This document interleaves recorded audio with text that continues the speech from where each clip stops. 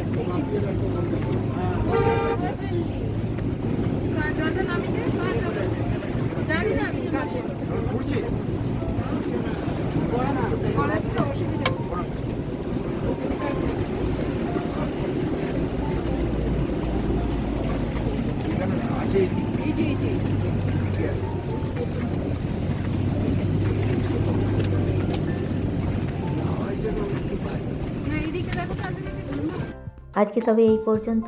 পরবর্তী পর্বে অন্য কোনো এক ব্লগে আপনাদের সাথে দেখা হবে। আর আপনারা যদি আমাদের চ্যানেলের নতুন বন্ধু হয়ে থাকেন, প্লিজ চ্যানেলটি সাবস্ক্রাইব করে পাশে থাকার জন্য অনুরোধ জানাচ্ছি। ভালো থাকবেন।